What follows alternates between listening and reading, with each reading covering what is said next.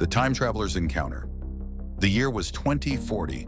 The United States buzzed with hope and anticipation as Barron Trump, at just 34 years old, became the youngest president in the nation's history. Standing on the steps of the Capitol, his hand resting on the Bible, Barron's mind should have been focused on the oath he was taking. Instead, it was consumed with uncertainty. The weight of leadership was immense, and he felt a deep yearning for guidance, not from advisors or strategists, but from voices of wisdom and experience that transcended his time.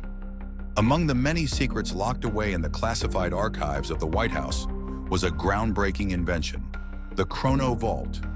Developed in the 2030s by government scientists working in tandem with AI, the Chrono Vault allowed limited and highly controlled time travel. Its existence was known only to a handful of people, and its use was restricted to matters of extraordinary significance. Yet Barron, in his quiet desperation for clarity, decided to bend the rules.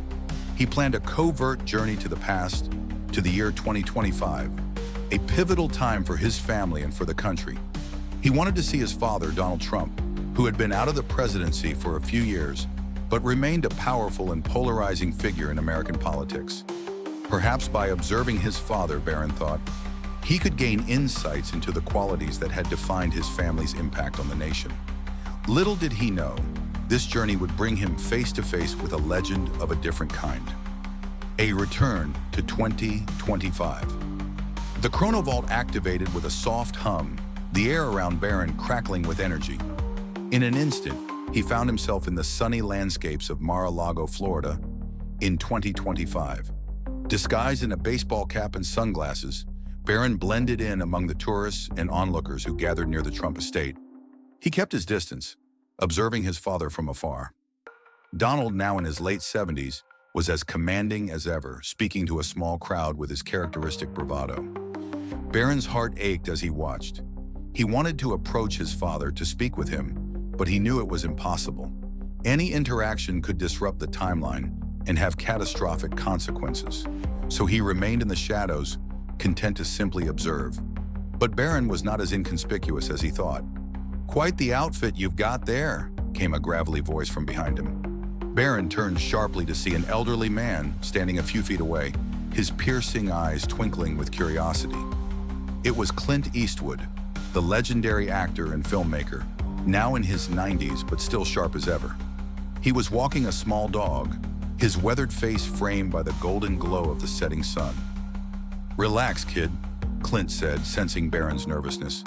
"I'm not here to cause trouble, but you don't exactly look like you belong here." Barron hesitated, unsure of how to respond. But there was something about Clint's presence that felt steady and trustworthy. He decided to take a leap of faith.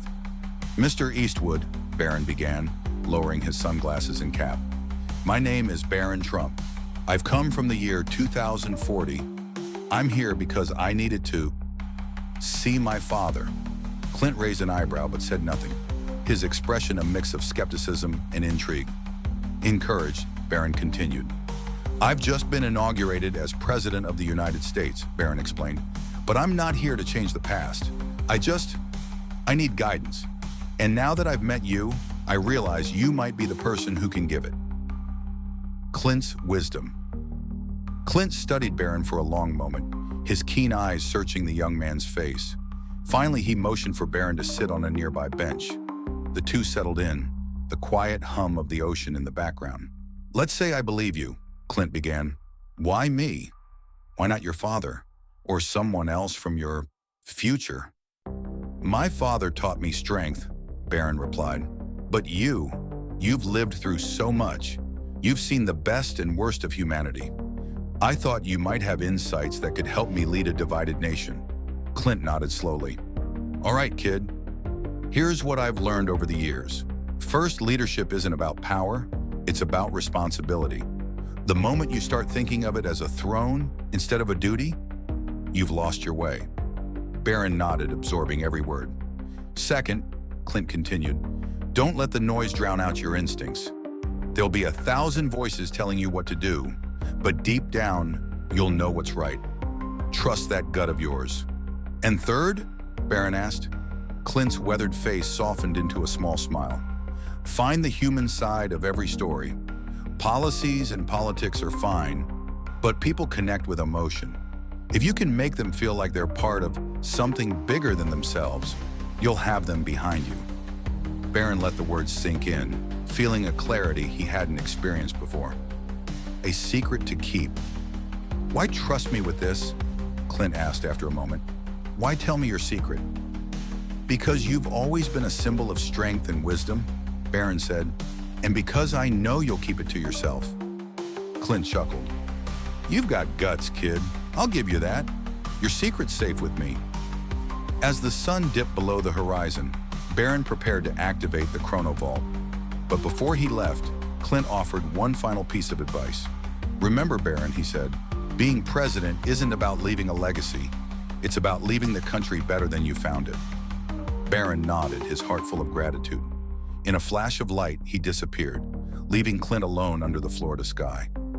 The future awaits. Back in 2040, Barron stood in the Oval Office, gazing out at the Washington Monument. Clint's words echoed in his mind, anchoring him as he faced the challenges ahead. He smiled to himself, knowing that the wisdom of a Hollywood legend and the quiet strength of his father would guide him in his journey to unite and inspire the nation. Thank you all for being here, Barron began, his voice steady yet filled with emotion. As your president, I've always believed in transparency and truth. Today, I want to share something deeply personal that has shaped not only my leadership, but also my faith and vision for this great country. The room grew silent, anticipation hanging thick in the air. Years ago, Barron continued, I had the privilege of using a highly classified technology that allowed me to briefly travel back in time. My goal was simple, to understand my father, Donald Trump, better, and to seek wisdom for the immense task of leading this nation. While there, I met someone unexpected, a man whose wisdom and perspective helped me find clarity in my role as a leader. That man was Clint Eastwood. The reporter's murmurs rose, but Barron held up his hand for silence. I'm not here to discuss the technology or the logistics of time travel. I'm here to tell you what I learned and how it has influenced me. Barron's voice grew softer. My father taught me strength, resilience, and the importance of standing firm in your beliefs. He showed me the power of conviction, and most importantly, he taught me to never give up on this country. God and faith have been the pillars of my life, just as they were for him. These lessons are what guide me every single day. He paused, his gaze sweeping the room. Clint Eastwood reminded me of something just as important. Leadership is not about power, it's about responsibility. It's about finding the human side of every story and making people believe they're part of something greater than themselves. These principles, combined with faith and family, are what drive my vision for the United States. The room erupted in questions, but Barron's calm demeanor never wavered. I've shared this because I believe in the importance of faith, family, and truth.